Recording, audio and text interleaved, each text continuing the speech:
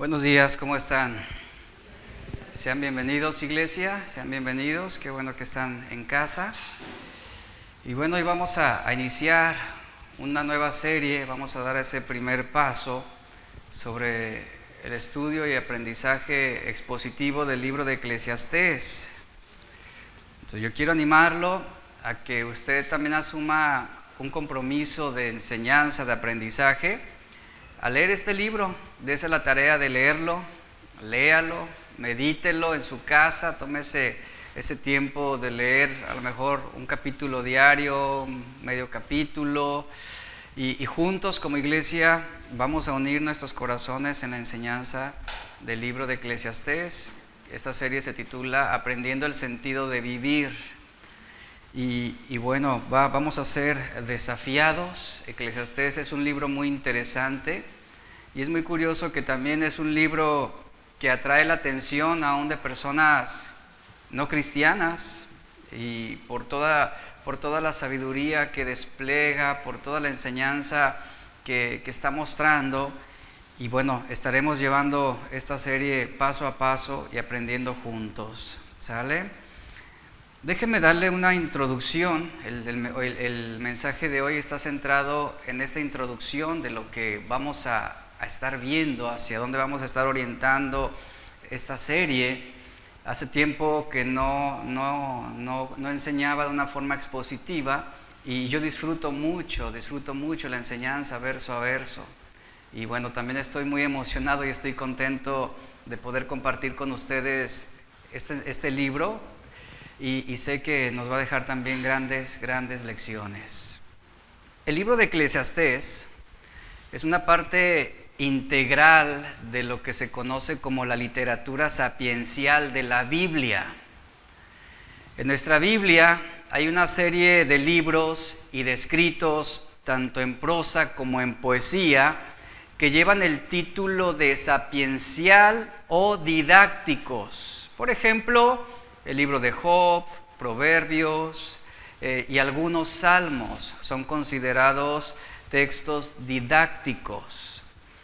Estos libros y escritos, el énfasis primario de la literatura sapiencial es la sabiduría, es de otorgarnos ese entendimiento de la voluntad de Dios en ese sentido, mediante principios y consejos.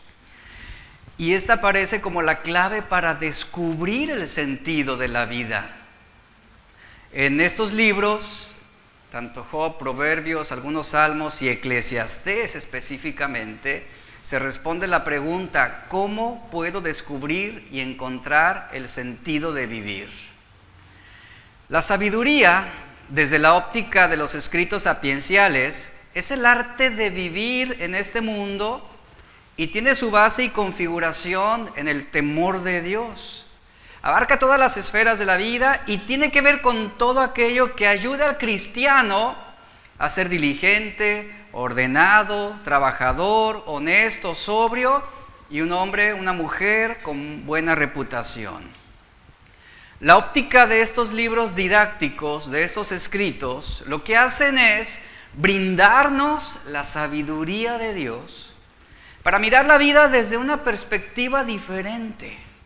Esto es aprender el arte de vivir teniendo como principal fuerza motora la eternidad. Es ahí donde el predicador centra la atención de su mensaje en Eclesiastés. Por ejemplo, hablando sobre el contenido de nuestra Biblia, así como tenemos literatura sapiencial, también tenemos el Pentateuco, y en el Pentateuco encontramos sobre todo una enseñanza pegada a las leyes, los mandatos, exhortaciones, ritos ceremoniales. En los libros históricos encontramos relatos de cómo vivió el pueblo de Israel frente a las demandas de Dios y cómo Dios actuó con su pueblo a través de diferentes etapas. También en la Biblia encontramos los libros proféticos, que esta literatura está colocando el énfasis en la revelación divina, en el mensaje proclamado, en el juicio y el llamado al arrepentimiento. Ahora, en los libros sapienciales, por lo general, no vamos a encontrar órdenes, no vamos a encontrar mandamientos como tal, como lo podemos ver en Éxodo, no vamos a encontrar relatos escritos como otros libros. Estos libros, en especial Eclesiastés, no nos ofrece revelaciones, no se proclama, por ejemplo, esa palabra revelada como tal. Es un libro que nos brinda consejos, que nos ofrece reflexiones, que se presentan advertencias de cómo no debemos vivir, cómo no debemos hacer las cosas. Se nos invita a hacer comparaciones a través de ilustraciones que van a facilitar nuestras decisiones. Más que a obedecer órdenes y mandamientos, el libro de Eclesiastés nos enseña la importancia de la decisión responsable. Más que la oración o el ayuno, porque no se centra en esto. Más que aprender de ejemplos biográficos y relatos históricos, se nos llama a probar y comprobar. Eclesiastés es un libro inspirado por Dios. Eso debemos tenerlo muy en claro. Fue inspirado por Dios y este libro en especial nos enseña que la felicidad verdadera depende en gran medida de la motivación de nuestras decisiones y nuestras acciones. Este libro también nos brinda grandes gemas de la sabiduría que no encontramos en otros libros. Por ejemplo, aquí no se habla del Éxodo, no se habla de la alianza ni de la conquista de Josué, no se habla tampoco del cautiverio de los judíos en Babilonia, no se encuentra en él como tal algunas doctrinas dominantes que sí vemos en otros libros, como lo es el pecado, la salvación como tal. La idolatría no es el tema primario de este libro. Ahora, si uno empieza a indagar y a buscar, en vano vamos a encontrar temas como lo son la oración o el culto o ritos ceremoniales.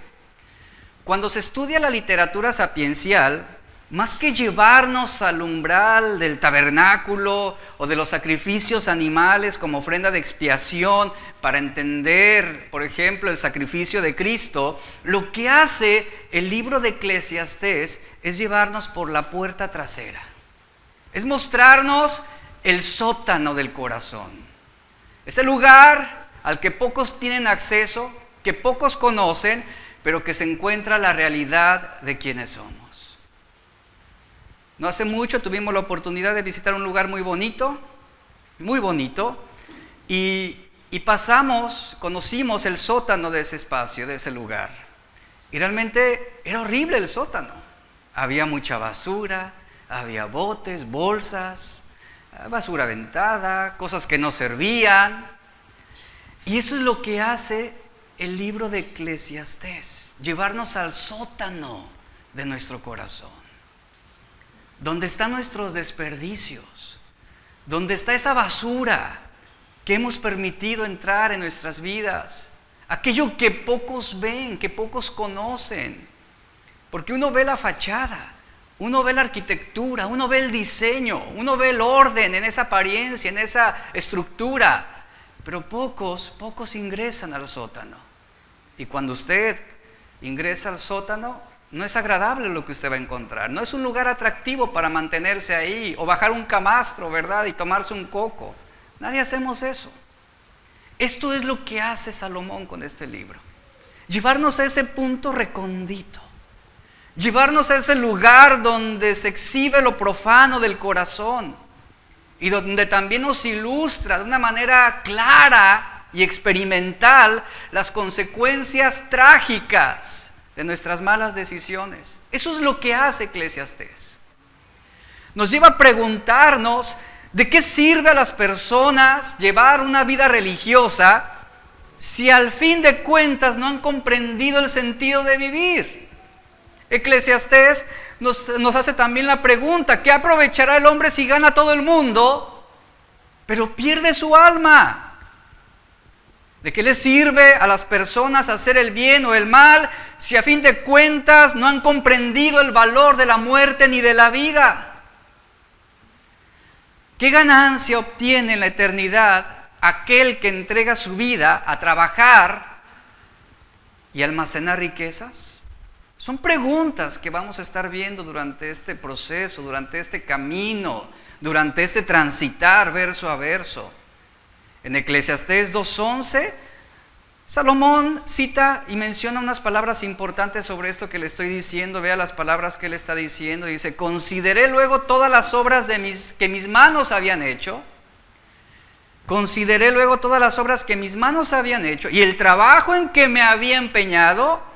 ¿Y cómo concluye aquí en este verso Salomón? Y aquí dice todo era vanidad. Todo mi esfuerzo, todas mis expectativas, fue como correr tras el viento. La ilustración es: ¿habrá algún momento en que usted pueda atrapar el viento y contenerlo, y dominarlo, y someterlo, y cambiar el rumbo del viento? No, es la ilustración que está dando ahí. ¿Y sabe? La vida de muchas personas es como esto: corren tras el viento. Sí, ganan, triunfan, tienen éxito, obtienen bienes, pero no han encontrado el sentido de vivir. Este libro nos brinda una observación realista sobre el hombre más rico de la historia y el más sabio que haya existido jamás, y nos relata la frustración de este hombre con la vida humana cuando no se entiende el sentido de vivirla de acuerdo al propósito y la voluntad de Dios. En este momento somos varios aquí congregados, reunidos. ¿Y cuántos de los que estamos en este momento aquí de manera presencial entendemos cuál es el sentido de mi vida? ¿Cuál es el sentido por el que estás viviendo? ¿Cuál es el propósito por el que tú estás aquí? Cada mañana que tú te despiertas, ¿cuál es el sentido de ese día? ¿Qué hay? ¿Saben qué se encierra todo? Levantarme temprano, salir a trabajar, regresar a mi casa, dormir, el día siguiente salgo a trabajar, como, regreso a mi casa, ceno, me duermo, y ese es un ciclo interminable. Eso es correr tras el viento, donde no hay sentido, donde la vida no tiene sentido. Esto es lo que estaremos viendo. Ahora, el autor de este libro, sabemos que la referencia directa es Salomón. El libro de Eclesiastés no identifica directamente a su autor como tal. Hay algunos versículos que implican que Salomón fue quien escribió este libro, y realmente la gran mayoría de los teólogos y expertos en las escrituras lo avalan. Hay algunas pistas en el contexto que pueden sugerir que establecen más bien y que aseguran que fue Salomón quien escribió este libro, y esa es la certeza que tenemos por unos comentarios, versículos que avalan precisamente que el autor fue Salomón, que estaremos viendo poco a poco. La fecha en que se escribió este libro, el reinado de Salomón como rey de Israel, duró aproximadamente del 970 al 930 a.C. El libro de Eclesiastés fue escrito probablemente hacia el final de su reinado, aproximadamente en el 935 a.C. ¿Esto qué? ¿Por qué es importante? Porque nos está hablando de que aquí Salomón ya está haciendo las últimas reflexiones sobre todo lo que él vivió. Todo lo que él vivió. Está haciendo un recuento de toda su vida. Ahora, el propósito de este libro de Eclesiastés es un libro de perspectiva. No, escuche esto, es un libro de perspectiva. Es un libro de narrativa en el que el predicador o el maestro revela la depresión que inevitablemente resulta de buscar la felicidad en los placeres y las cosas del mundo. Este libro da la oportunidad a los cristianos de ver las cosas a través de una persona que, aunque muy sabia, muy rica, no lo tuvo todo. No encontró la verdadera felicidad en el dinero ni en el conocimiento, sino nos muestra un hombre tratando de encontrar el sentido de la vida en las cosas humanas y temporales. La mayor parte de los placeres mundanos son explorados por este predicador, Salomón. Y él concluye y él dice a través de todo este libro que a pesar de todo lo que él vivió, a pesar de darle rienda suelta a sus deseos, nada le proporcionó el significado correcto y adecuado de vivir. Nada de lo que él hizo, nada de lo que él adquirió, ninguno de sus logros le dio ese significado a su vida. Ahora, el tema de Eclesiastés y el propósito de Eclesiastés es muy interesante. Por ejemplo, el capítulo 1, versículo 1 nos dice, así inicia, solamente voy a leer esta parte del verso. Dice, palabras del predicador, hijo de David, rey en Jerusalén. Esta palabra que nuestras versiones en la Biblia traducen como predicador, es lo que significa Eclesiastés, es la palabra hebrea Kahal, así está escrita en hebreo, no sé si es la pronunciación correcta, y un título que se le daba aquellos días a un orador oficial era que tenía la autoridad para convocar a una asamblea y para enseñar a una asamblea. Esto asume una posición de alguien que posee credibilidad para enseñar sobre el tema. ¿Y quién mejor que Salomón para hablarnos sobre lo vano que es vivir sin Dios? ¿Quién mejor que Salomón para hablarnos de hombres que lo tienen todo, que obtienen todo lo que quieren y sin embargo no han encontrado el sentido de vivir? Viven sin propósito alguno. Algo interesante de esta palabra hebrea referente a Eclesiastés, esta palabra griega para asamblea es la palabra eclesia, de donde proviene nuestra palabra castellana iglesia, y de donde proviene también el título de este libro que es Eclesiastés o el predicador. Salomón en este libro nos presenta un discurso sobre una serie de preguntas en busca del propósito de la vida. Ahora, sus preguntas y conclusiones, las que continúan, ilustran su propia búsqueda para comprender ese sentido de valía aquí en la tierra, ese sentido de felicidad aquí donde estamos ahorita. El historiador y filósofo francés Voltaire dijo lo siguiente, fíjese, este filósofo dijo esto: buscamos la felicidad, pero sin saber dónde. Como los borrachos buscan su casa, sabiendo que tienen una. Eso es lo que ilustra la vida de Salomón. Y ¿saben? Eso es lo que ilustra también la vida de muchos cristianos. Vienen a la iglesia y no encuentran esa felicidad. No le encuentran sentido a su vida. No le encuentran sentido a la fe.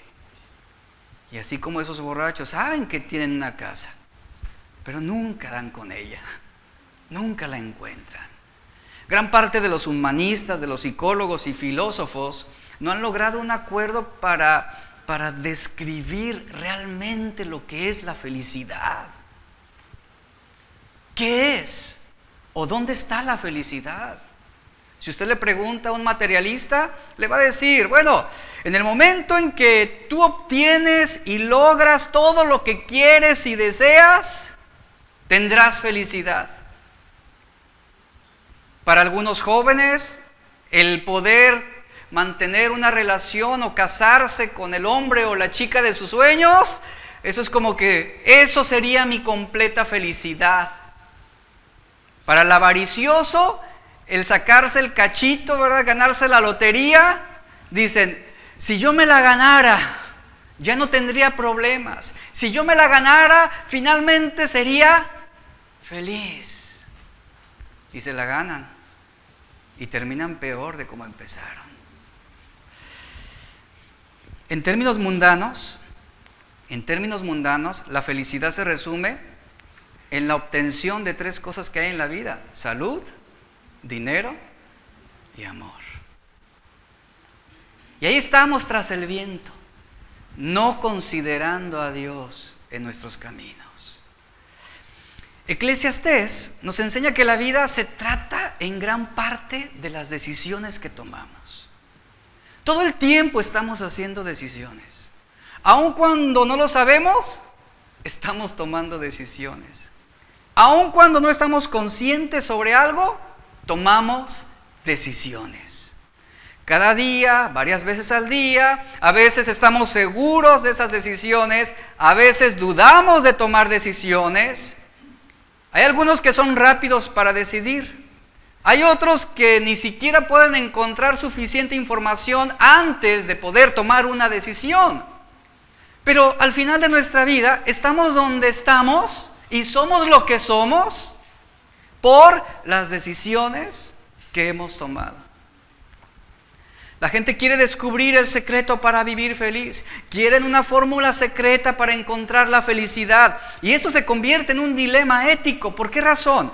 Lo cierto es que para encontrar la verdadera felicidad, muchas veces ese encuentro, esa búsqueda, se relaciona con decisiones indeseables o desagradables que no aprobamos desde nuestra experiencia. Y una buena decisión no se va a basar sobre lo que me hace sentir bien, sino sobre lo que yo creo que es verdad, sobre lo que yo creo que es correcto. Ahora yo quiero que tomes un momento y pienses en las decisiones que has tomado últimamente. Y piensa también en sus consecuencias.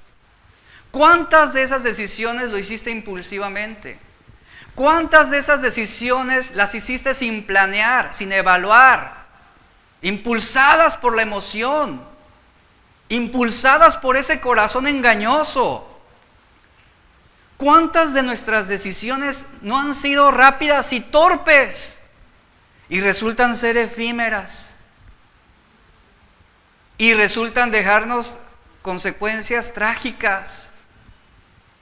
Hay muchas decisiones que requieren más observación, que requieren tiempo, que requieren paciencia, que requieren atención. Pero nos dejamos siempre impulsar por la primera opción, lo que venga primero. Algunas decisiones son triviales, mientras que otras son de mayor alcance. Algunas no marcarán ninguna diferencia en el orden eterno de las cosas, mientras que otras marcarán totalmente la diferencia. Evalúa las últimas decisiones que has tomado. ¿A dónde te han llevado? ¿En qué posición te han puesto? Debemos considerar 3 aspectos de las decisiones. Número 1, todos tenemos el derecho de elegir. ¿Sabía eso? Usted tiene la libertad para tomar sus decisiones. Usted es libre para elegir entre la libertad o la esclavitud, entre la obediencia o la desobediencia, entre venir a la iglesia o no venir a la iglesia, entre leer su Biblia o leer Memín Pingüín, ¿verdad? Los que son de mis tiempos me entienden. O Capulinita. Tenemos ese derecho de elegir. Número 2, considera también que tú tienes la responsabilidad de elegir. ¿Qué significa esto? Que tú no puedes ser vacilante. Tú no puedes ser vacilante. No hay felicidad intermedia. O tomamos decisiones para ser verdaderamente felices o para ser desdichadamente infelices. Número 3, considera también los resultados de tus decisiones. Considera los resultados de tus decisiones. Todos tenemos a nuestro alcance la capacidad para discernir lo bueno de lo malo, por lo menos en una esfera de lo básico. Tú eliges, por ejemplo, hablando sobre salud, tú eliges tomar agua o tomar Coca-Cola. Tú lo eliges. Y habrá un resultado sobre esa decisión que tú vas a tomar. Tú eliges hacer ejercicio o ser sedentario. Y sabes, y habrá una consecuencia de esa decisión que tú vas a tomar. Habrá un resultado. Tú eliges amar o eliges odiar. Y habrá un resultado de esa decisión. Tú eliges el luchar o el rendirte. Y habrá un resultado. Hay que considerar estos 3 puntos. Tenemos el derecho de elegir, tenemos la responsabilidad de elegir y habrá resultados de lo que elijamos. Esto es inevitable. Esto es lo que Salomón está queriendo hacernos entender a lo largo de esos capítulos. Eclesiastés es un libro que nos enseña mucho sobre las decisiones que estamos tomando día a día. Lo que decidimos hoy, lo que decidas hoy va a determinar dónde terminarás mañana. Y no es culpa del diablo, No es culpa del diablo, son tus malas decisiones. Es tu pereza en muchos sentidos para poder indagar, para poder ser paciente, para poder investigar y elegir por la mejor decisión. No podemos controlar la voluntad de Dios, ¿cierto? No podemos manipular a Dios. Pero Dios nos ha dado esa libertad para que por medio de las decisiones que hacemos día a día, ejerzamos un control de nuestras vidas. Yo elegí con quién casarme, ¿cierto? Fue mi decisión. Esa fue mi decisión. Yo elegí un control sobre con quién pasaría el resto de mi vida. Fue mi decisión. ¿Y sabe? Y tomé la decisión correcta. Y he sido muy bendecido. Y soy muy feliz. Yo tomé control sobre esa decisión. No fue Dios que me puso a mi esposa ahí enfrente y te vas a casar con esta y... No, yo tuve que conocerla. Tuvo que ser mi amiga. Tuve que profundizar en sus sentimientos. Y eso me llevó a enamorarme de ella.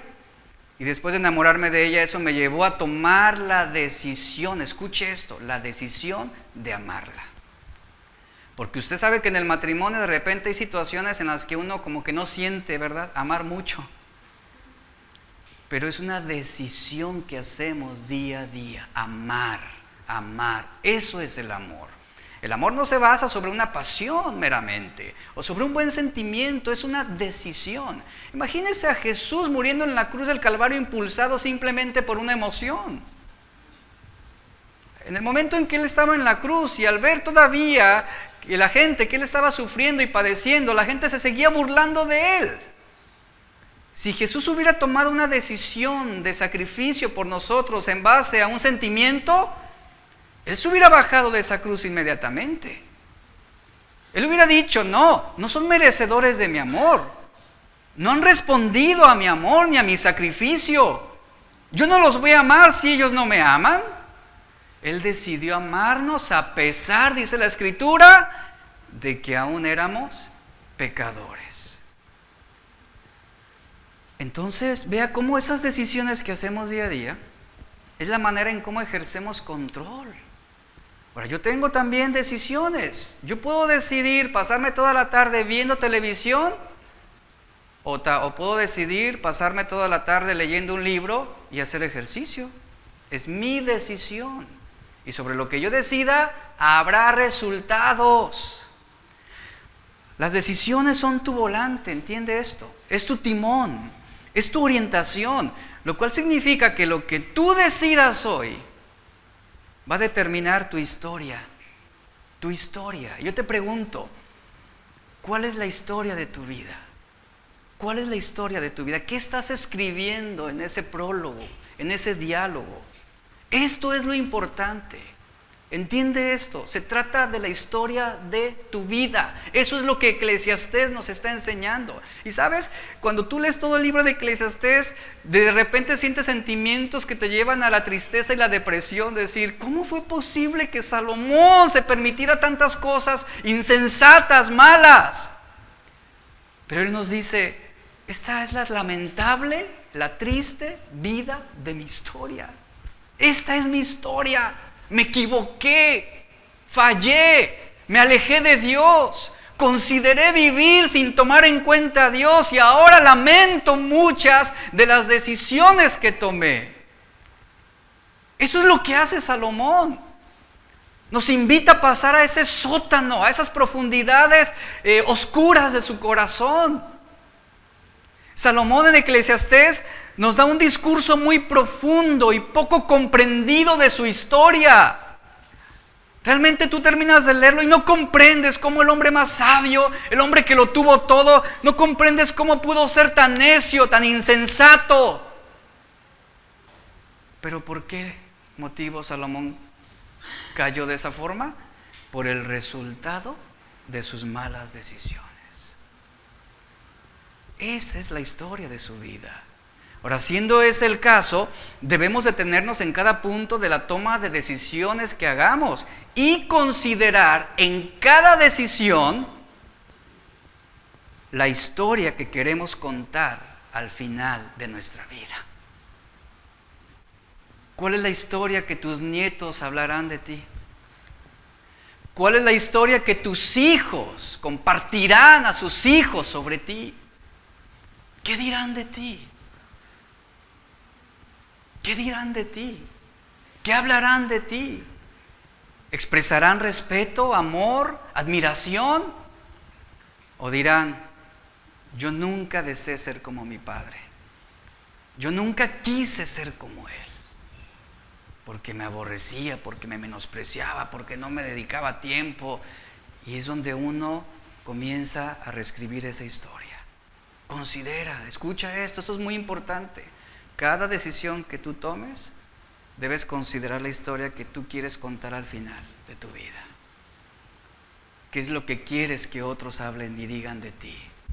Hay historias de hombres que me han sorprendido realmente mucho, que yo escucho de repente o veo biografías o veo algún documental de hombres que fueron muy famosos, hombres que lo tenían todo, pero que terminaron en la miseria y en la bancarrota, hombres que fueron millonarios y terminaron en la ruina. Un ejemplo de esto es el boxeador Mike Tyson, quien fue considerado uno de los mejores boxeadores. Este hombre amasó una fortuna de $400 millones. Sin embargo, sus malas decisiones, su gusto por las fiestas y las mujeres hicieron que esos $400 millones se perdieran en pocos años y terminó en la miseria. Otro hombre que me impactó su historia, su vida, fue Dennis Rodman, el mejor rebotador de la historia de la NBA, estrella de los Toros de Chicago junto con Michael Jordan. Él llegó a la cúspide del éxito en los años 90, alcanzó gran popularidad, pero ¿qué sucedió? Sus malas decisiones, su estilo de vida alocado entre drogas, entre fiestas y prostitutas, lo llevaron a declararse en bancarrota, al grado que él se declaró incompetente económicamente de pagar la manutención de sus propios hijos. ¡Wow! Malas decisiones. Esa es la historia que ahora se cuenta de él. ¿Cuál es la historia que se cuenta de David? El hombre adúltero. El hombre que cometió homicidio. Esa es la historia que David escribió sobre sí mismo. ¿Cuál va a ser la historia de tu vida? ¿Qué dirán tus hijos? ¿Qué dirán tus nietos? Y Eclesiastés es un libro que nos enseña la importancia de considerar qué historia queremos que se cuente sobre nosotros. ¿Y de qué va a depender eso? ¿De Dios? Eso va a depender en gran medida de lo que tú decides ser o de lo que tú decides hacer. Eso es lo que Salomón está enseñándonos aquí en esta literatura sapiencial. Cuando la gente toma decisiones poco éticas, lo hace por alguna de esas tres razones. Número 1, hacemos lo que nos resulta más conveniente. Mire, un problema ético se puede definir como una decisión indeseable o desagradable relacionada con un principio o una verdad bíblica. ¿Qué hacemos en ese tipo de decisiones? Muchas veces tomamos la decisión más fácil o la más cómoda, aunque no sea la correcta. Y la pregunta es, ¿y por qué tomamos la decisión más fácil o la más adecuada? Por ejemplo, ¿qué debo hacer cuando me encuentro una cartera con bastante efectivo? ¿Qué debo hacer? Cada quien, ¿verdad? ¿Qué debe hacer usted? ¿Usted debe hacer lo más fácil, lo más cómodo o lo correcto? ¿Qué es lo más fácil? Ay, Señor, me bendijiste. Esto va para acá. Y ahí le voy a dejar al instrumento que usaste para dejarme unos pesitos, ahí le voy a dejar su IFE, le voy a dejar ahí sus credenciales, ahí le voy a dejar una banqueta para que alguien más la encuentre y se la entregue. Pero el efectivo viene para acá. Gracias, Señor, eres fiel. ¿Qué hace usted ante esa situación? O sea, realmente ahí está la cartera con bastante efectivo. Ahora, ¿qué decisión tú vas a tomar? ¿Qué es lo que tú vas a hacer? ¿Sabe? Hace muchos años, precisamente estábamos en Guadalajara y nos llegó el recibo de luz y no teníamos dinero para cubrirlo en ese momento. Me acuerdo que fueron 800 pesos lo que teníamos que pagar. ¿Y qué cree? Me encontré una cartera. ¿Y cuánto cree que tenía esa cartera? 820 pesos, hasta para el refresco me dejaron, ¿no? Pero, oh sorpresa, que la cartera tenía una identificación con dirección. Y yo dije, Señor, no que aquí hay algo como que no cuadra, Señor. ¿Sabe? Hice lo correcto. Me acuerdo que mi esposa y yo fuimos a la casa con esa persona, ¿sabe qué? Nos encontramos su cartera y aquí está la dirección y ya la señora casi llorando, conmovida, dice, ay, muchas gracias porque era todo lo que teníamos para la semana. Gracias, Señor, por darle y por dejarme a mí sin luz, ¿verdad? No voy a poder. Pero ¿sabe? Hay decisiones, iglesia, donde son indeseables en cuanto a la experiencia. Decisiones desagradables, pero que son lo correcto. Habrá resultados sobre esa decisión. Y yo digo, lo que le puedo asegurar es de que no nos quedamos sin luz ni nos cortaron la luz, la pudimos pagar, después Dios suple de otra manera. Pero a eso voy, que Dios cuida y protege cuando nosotros actuamos debidamente.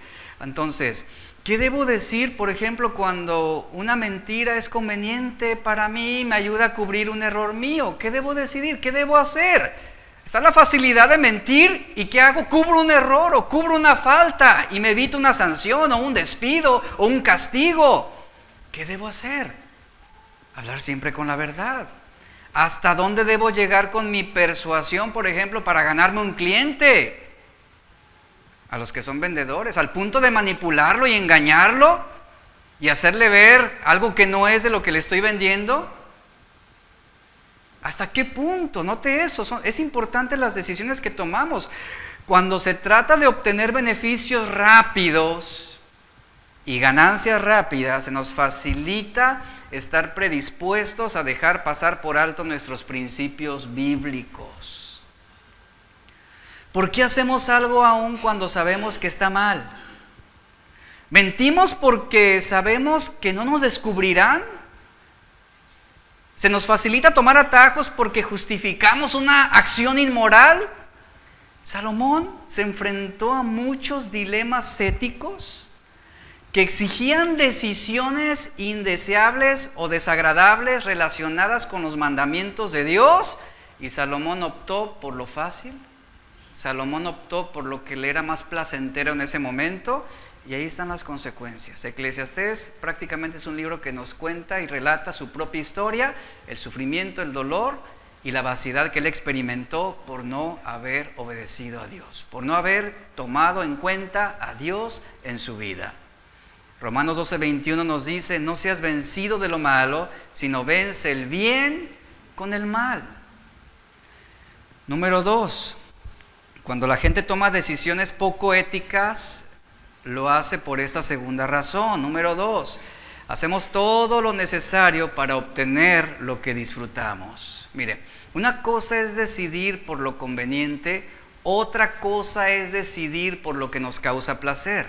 El hedonismo, que es la filosofía del placer, los filósofos han dicho, encuentra la verdad que está en ti. Encuentra el conocimiento de ti mismo, sé fiel a tu propio sentimiento, sé fiel a tus propios placeres, sé fiel a tu verdad y serás libre. Eso es lo que enseña el hedonismo. Y esta es la interpretación filosófica del hedonismo mismo. Ahora, tu verdadera felicidad está cuando tú dejas de rebelarte con tus sentidos, es lo que te dicen los humanistas. Ahí tú vas a encontrar tu verdadera felicidad. Cuando tú dejes de torturar tus propias concupiscencias y hagas lo que mejor te parece. ¿Sabe cuál era la filosofía de Playboy? Si te causa placer, hazlo, disfrútalo, sin importar todo lo demás. Y muchas de nuestras decisiones, si usted las evalúa, se inclinan a la autosatisfacción. El hedonismo es una doctrina de la filosofía que considera el placer como la finalidad y el objetivo de la vida. Los hedonistas, por lo tanto, viven para disfrutar de los placeres, intentando evitar el dolor, y lo que impulsa este tipo de decisiones malas muchas veces es la obtención de ese placer. Y Pablo, en 2 Timoteo 3:4, los describe como hombres amadores de los placeres en vez de ser amadores de Dios. Número 3, cuando la gente toma decisiones poco éticas, lo hace también por esa tercera razón, que hacemos decisiones sobre una opción relativista. Muchas personas prefieren no lidiar con situaciones en las que no pueden ganar algo si tienen que decidir qué es lo adecuado en el momento. Según las circunstancias se dejan llevar. Mire, en el año de 1960, el clérigo Joseph Fletcher, así se llama, este hombre afirmó en uno de sus libros sobre ética situacional que el amor era la única norma viable para determinar lo bueno y lo malo. Es decir, decía este hombre, que lo bueno es determinado por una situación y el amor puede justificar cualquier cosa. ¿Le suena esto parecido a lo que hoy se está promulgando? Amor es amor, sin importar con quién. Es esto mismo, que ya estaba resonando en los años 60. Ahora, desde 1960, esta ética situacional se ha convertido en la norma para la conducta social. ¿Y sabe cuál ha sido el resultado? Un caos ético. ¿Usted por qué cree que revirtieron la ley del aborto en algunos estados de Estados Unidos? Por las consecuencias que ya se estaban viendo. Por ese caos que se estaba generando con esa libertad que se le estaba dando a las personas de abortar simplemente porque lo quieren hacer. Entonces vea cómo todos tenemos nuestras propias normas. Y el cristiano se supone que tiene normas bíblicas. Pero el hombre que no conoce a Dios establece sus normas sobre ética situacional. ¿Qué significa esto? Que son normas, principios, creencias que van a cambiar de situación a situación. Es decir, que se van a adaptar a la tendencia o a la comodidad o a la conveniencia de una persona. Y la tendencia de esta ética situacional es que la gente debe ser dócil y complaciente consigo misma. Juzgarse según sus buenas intenciones y no sus acciones. Y esto sin importar el daño que se ocasione a los demás. Mire, antes nuestras decisiones se basaban a la ética moral. Ahora no, la gente ya no piensa de esa forma. Ahora la ética se basa en nuestras decisiones. Se revirtieron las cosas. Si es algo que me causa placer, ¿qué dicen? Es bueno para mí. Y pregunto, ¿a dónde ha llevado esa tendencia? ¿A dónde ha llevado esta inclinación? Y Salomón nos enseña sobre decisiones y cómo estas definieron la dirección y la calidad de su vida, tanto para bien como para mal. Y entendamos, a todos en esta mañana, estás donde estás en gran parte por las decisiones que has tomado. ¿Para bien o para mal? ¿Eres lo que eres en parte por lo que has elegido ser? Si no eres un buen esposo, es lo que tú has decidido ser. Si tu vida es un completo desorden, es lo que tú has decidido ser. Si no eres un buen hijo, es lo que tú has escogido ser hasta el día de hoy. Si no eres un buen empleado, ha sido a causa de tus propias decisiones. No nos gusta que nos digan, eres responsable de ti. Y Salomón en Eclesiastés nos está diciendo, soy responsable de todo lo malo que me ha sucedido. Eso es lo que Salomón enseña. Salomón escribió su propia historia. Y tú y yo tenemos la oportunidad de escribir nuestra propia historia. ¿Qué es lo que tus nietos van a escuchar de ti? Si en este momento tuvieras la oportunidad de volver al pasado y se te concediera revertir algunas decisiones, ¿cuáles serían? ¿Cuáles serían?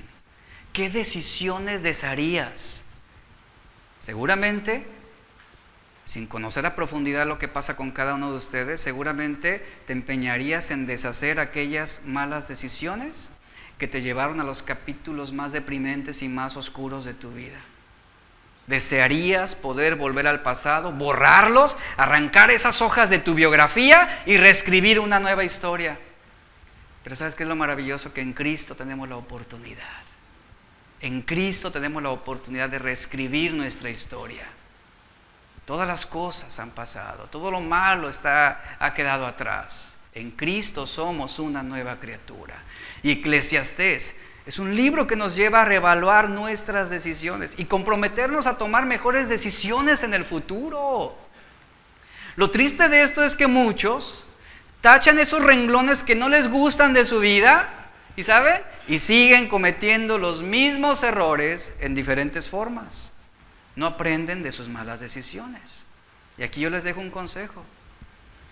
Si vas a tomar malas decisiones, si vas a cometer errores y no vas a aprender de ellos, no los cometas, por favor.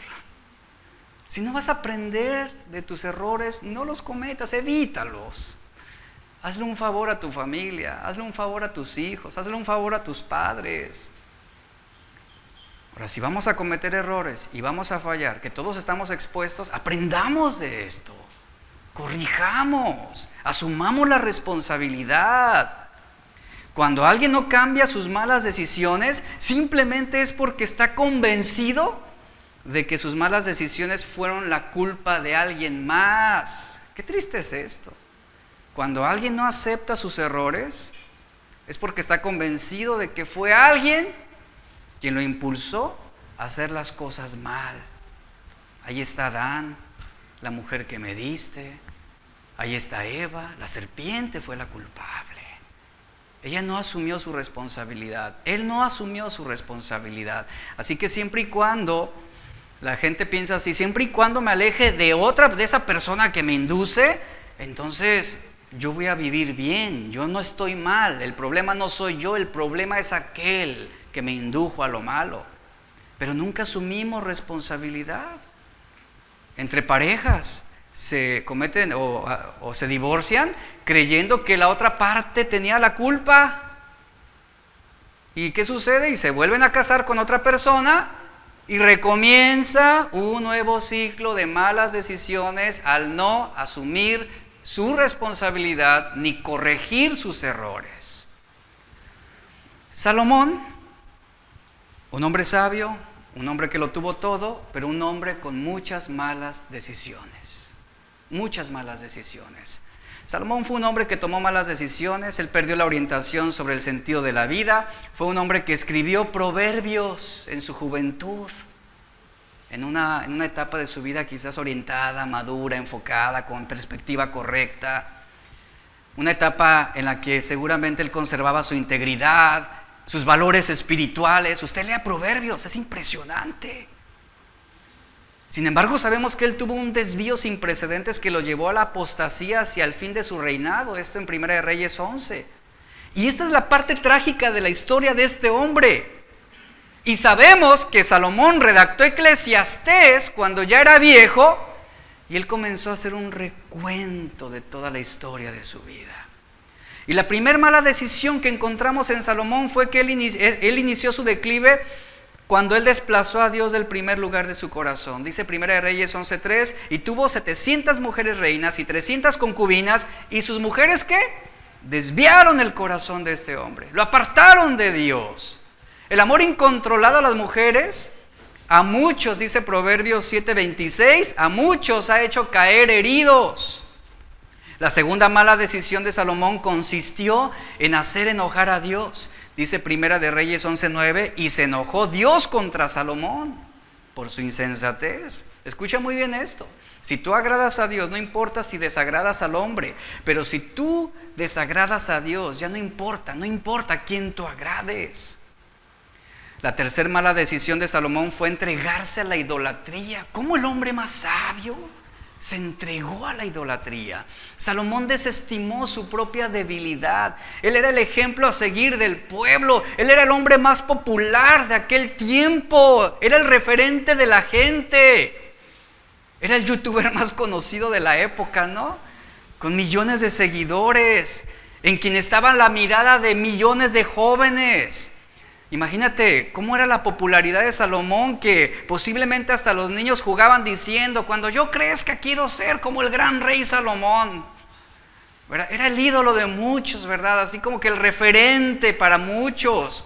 Era el centro de muchas conversaciones en la casa, con la familia, en las calles, por toda la sabiduría que desplegaba y la buena reputación de este hombre. Los titulares de los noticieros, de los periódicos, prácticamente ahí veías a Salomón como el hombre del año, ¿no? En la revista People, ¿no? El hombre del año, el ejemplo a seguir. Ahí estaba la reputación de Salomón desplegándose por todos lados. Sin embargo, vemos que llegó el día en que Salomón jugó contra sí mismo. Y el resto es historia. El resto fue decepción. El rey ungido cayó. El hombre sabio actuó neciamente. Ya no había extranjeros viniendo a escuchar la sabiduría de Salomón. Solamente se oía aquel hombre que fue sabio, aquel hombre que fue íntegro, aquel hombre que respetaba a Dios. Eso fue lo que se habló de él. Eso era lo que se decía, lo que se susurraba, lo que iba de boca en boca entre las personas. Aquel hombre que amaba a Dios. Aquel hombre que desplegaba gran sabiduría y gran conocimiento. ¿Qué hubiera dicho su padre David si hubiera visto a su hijo Salomón adorando ídolos, postrándose ante imágenes? ¿Qué hubiera dicho David? Y no adorando al verdadero Dios. ¿Qué diría David? Salomón, ¿qué estás haciendo? Yo nunca te di ese ejemplo de idolatría. ¿Cuándo me viste arrodillado ante un objeto inerte? ¿Cuándo me viste cantarle a una estatua? ¿Cuándo? ¿Cuándo me viste traicionar a Dios? Tomar el nombre de Dios en vano de esa manera. ¿Cómo un hombre tan sabio, iglesia, terminó arrodillado ante un objeto inanimado, sin poder, sin vida, sin fuerza? ¿Cómo terminó así? Por necio. Comenzó como sabio y terminó como necio. Alguien dijo: Salomón, al mismo tiempo sabio e insensato. Es terrible.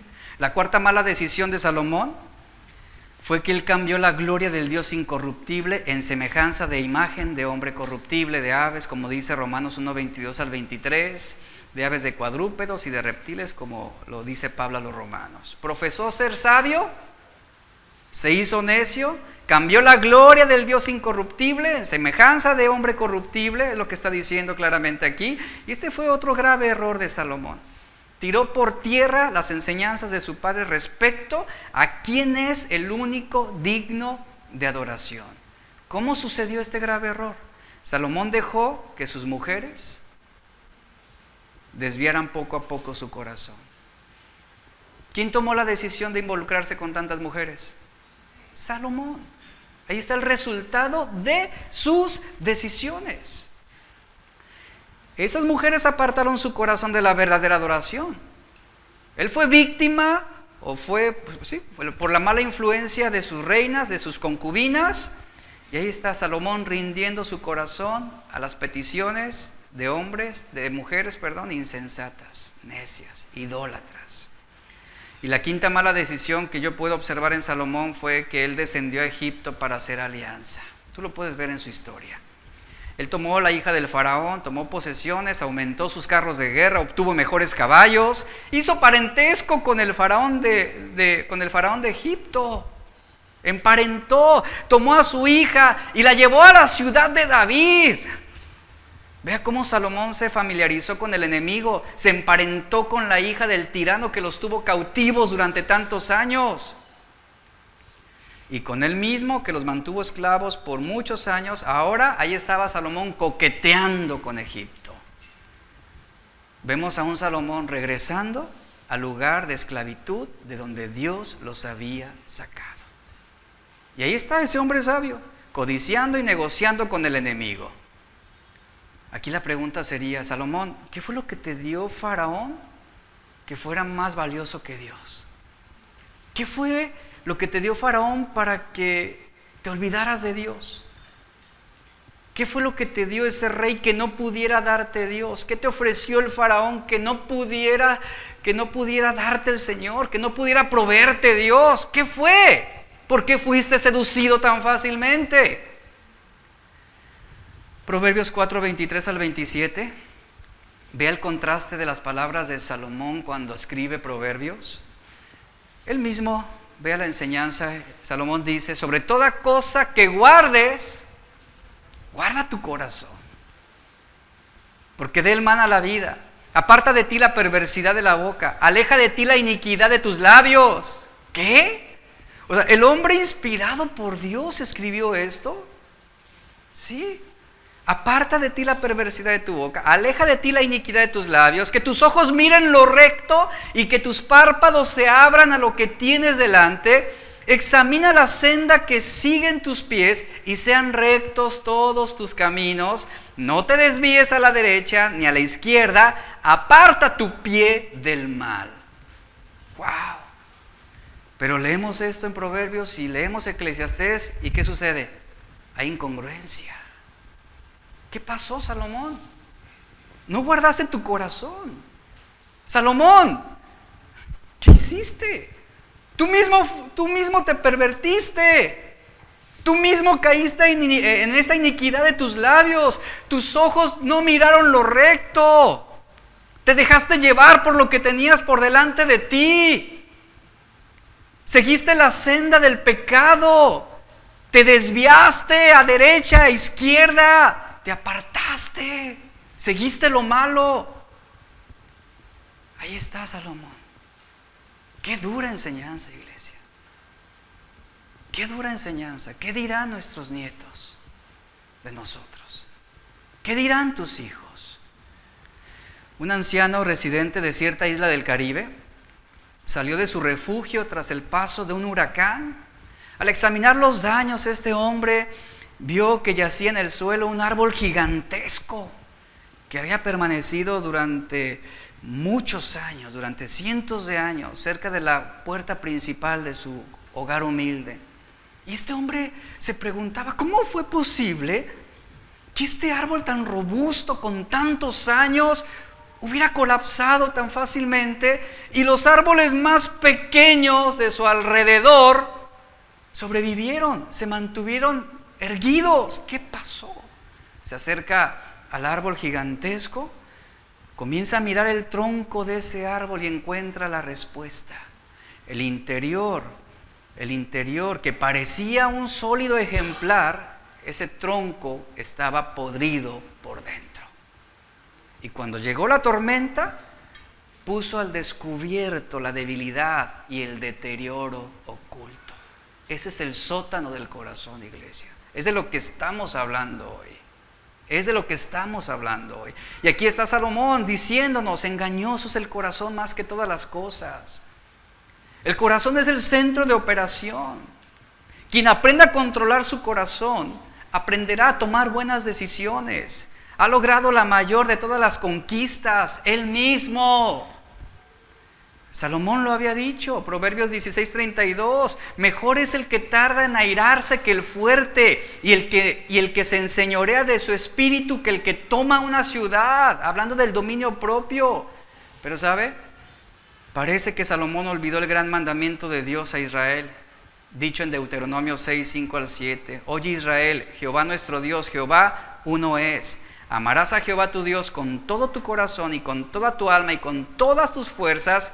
Y estas palabras que yo te mando hoy estarán sobre tu corazón y las repetirás a tus hijos. Estoy terminando. Vivimos en un mundo donde siempre habrá algo nuevo, algo novedoso, algo diferente, algo atractivo. Es un ciclo interminable de cambios, lo cual genera insatisfacción y genera cierto hastío de nunca poder encontrar saciedad. Nunca. Todo lo que el mundo nos ofrece bajo el sol nos deja exactamente en el mismo punto de salida. Trabajamos, nos afanamos, invertimos, gastamos, ganamos y terminamos donde comenzamos, buscando un nuevo punto de partida para trabajar más, para gastar más y obtener más. Bajo ese contexto es que Salomón dice, la vida no tiene sentido así. Vivimos la vida sin sentido en muchas cosas. Y Eclesiastés es un libro enigmático que cuando se entiende su contenido, obtenemos una correcta perspectiva de la vida. Y yo te pregunto, ¿cómo has vivido hasta el día de hoy? ¿Has vivido con propósito? ¿Has vivido con sentido? Lo que sembramos hoy servirá para cosechar en la eternidad. Entendamos esto. Cuando te despiertas en la mañana, ¿hay algún propósito en tu vida? ¿Hay alguna motivación para ese día? ¿De qué manera lo que haces va a marcar la diferencia en tu familia? ¿Va a marcar la diferencia con tu esposo, con tu esposa? ¿De qué manera lo que haces va a marcar la diferencia con tus hijos, con tus compañeros de trabajo? ¿De qué manera lo que tú haces y la forma en cómo vives va a impactar a la iglesia? Lo que hagamos hará un cambio, por lo menos tiene que haber un cambio para nuestra familia. El mundo es difícil, pero no imposible de disfrutar. Y estemos donde estemos, tenemos que enfrentarnos a muchos problemas, muchas injusticias, muchas tristezas, mucho dolor y tantas cosas aberrantes que parecen empeorar con el paso del tiempo. La gente dice, las personas, los hombres, mujeres dicen, una vez que alcance mi meta, seré feliz. Una vez que me case, seré feliz. Y se casan y a los 6 meses están colapsados. El problema con una mentalidad que privilegia las metas, escuche, las metas, es que siempre se pospone la felicidad hasta que se logra alcanzar una nueva meta. Y nunca nos saciamos tampoco en ese sentido. Yo creo que todos hemos caído en esa trampa en la que nos desenfocamos. Salomón estaba convencido de que la felicidad era algo que su yo del futuro disfrutaría. ¿Y cuántas veces no decimos, cuando finalmente obtenga esto, obtenga aquello, podré realmente ser feliz? Tú dices, seré feliz hasta que tenga mi carro nuevo sacado de la agencia. Y como ha sucedido en algunos casos, y a una cuadra chocaste. Y va para atrás. Ha habido casos así. ¿Cuántas veces no decimos, cuando finalmente yo viva en una casa cerca de la playa, seré feliz? Y tienes la casa, y te llega el recibo de luz, y te llega el agua, y te llega y te aturde todo eso. Una vez que yo logre bajar los kilos, dicen algunos, seré más feliz. Pues sí. Una vez que me case, una vez que tenga hijos, finalmente seré feliz. Una vez que tenga mi propio negocio, seré feliz. ¿Nota algo aquí? Que nuestra felicidad reside sobre acontecimientos puntuales y no sobre nuestra relación con Cristo. Este es el punto de Eclesiastés. Sería feliz si tan solo ¿qué? ¿Qué es lo que te está privando a ti de tu felicidad? ¿Que acaso Cristo no es suficiente para ti? ¿Estás queriendo emparentar con el faraón? ¿Estás queriendo tomar la hija de un rey pagano para realmente decir, he logrado el máximo éxito en mi vida? ¿Que acaso Cristo no es suficiente? El gozo en la vida del cristiano no está encajonado dentro de una estrecha concepción de la felicidad temporal. En la fe cristiana es poco probable que el camino real por el que se va a desarrollar tu vida coincida plenamente con el camino que imaginaste cuando decidiste lo que querías hacer. He comprobado en mi vida personal que el 99.9% de lo que yo quiero se contrapone a la voluntad de Dios. Y que si yo hago lo que yo siento y me dejo llevar por mi corazón, tomaré malas decisiones. Son ese tipo de decisiones desagradables, decisiones incómodas, pero que a largo plazo nos darán mejores resultados. Leí sobre una fábula de un hombre que su sueño era plantar un árbol, verlo crecer hasta que su copa cubriera toda su casa, y este hombre se pasó su vida plantando árboles aquí y allá, y cuando pasó el tiempo se dio cuenta de que había convertido un desierto en un inmenso bosque. Si cada uno de nosotros tuviéramos planes, alegría, entusiasmo por el propósito de Dios, tu vida dejaría una huella imborrable en muchas personas. La vida se ha tornado simple y monótona. Corremos y estamos luchando por lograr cosas externas, nos dejamos llevar por la presión de la sociedad, alcanzamos llegar a la cima que nos propusimos, pero al final nos damos cuenta de que no fue satisfactorio como nosotros pensábamos. ¡Lo logramos! Sí. ¿Y ahora? Es el efecto que sucede cuando tú compras algo en Amazon. ¿Ves el artículo? Cuando tú lo metes en el carrito, dices, ya lo quiero tener conmigo. Y luego te manda un mensaje, tu carrito te está esperando. Sí, lo voy a comprar. Ese tiempo entre tu compra sea realizado hasta cuando llega, ¿cómo te tiene? Emocionado, expectante, dices, cuando lo tenga en mis manos, y lo voy a hacer y lo voy a disfrutar, y ahí estás esperando una semana y estás viendo los correos a ver si ya viene en camino, te marcan el tránsito, ya está en tránsito, ya está en ruta, dices, en cualquier momento va a llegar. Llega tu paquete, aquí está su paquete, lo abres, déjame ver qué más hay. Así es la vida, así es nuestra vida. Note, el concepto de felicidad que tenemos es el que se crea en esa ética situacional. Nada más. Ahí está. Terminamos aburridos y volvemos a lo mismo. Necesitamos comprar algo más para generar esa elevación de dopamina y ese sentido de felicidad y dicha. Entonces, dése cuenta cómo el sentido de felicidad que tenemos es el que crea el efecto de satisfacción en el yo. Muchos corredores entrenan durante meses con disciplina, pero tan pronto como cruzan la línea de meta, dejan de entrenar. ¿Por qué? Porque la carrera ya no está ahí para motivarlos. Ya no hay motivación alguna. Cuando todo tu trabajo se enfoca en una meta en particular, ¿qué va a quedar cuando tú lo logres?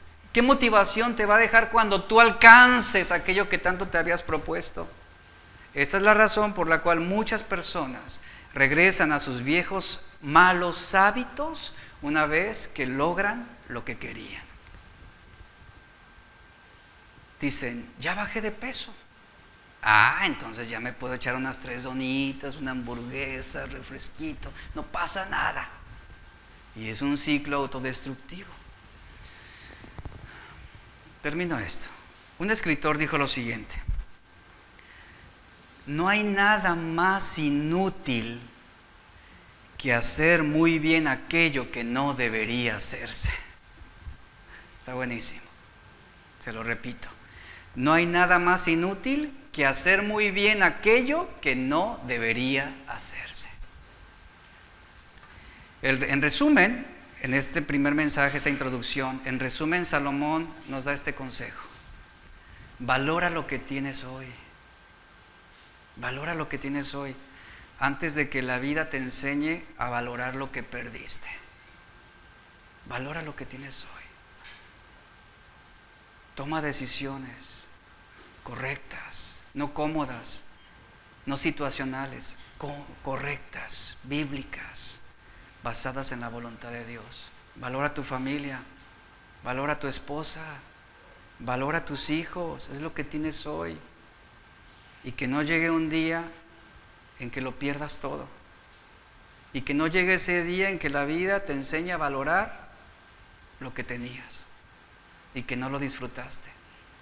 y que no lo valoraste y que nunca lo abrazaste y que nunca le dedicaste tiempo. La vida nos enseñará, si no somos sabios, a valorar todo aquello que teníamos y que perdimos por insensatos. Que no pase eso. Eso es lo que Eclesiastés nos quiere enseñar. Vamos a orar. Padre, te damos gracias por tu palabra hoy. Gracias por este tiempo, por la oportunidad que hoy tenemos de venir ante ti, Señor, y disponer nuestro corazón para que tú nos enseñes.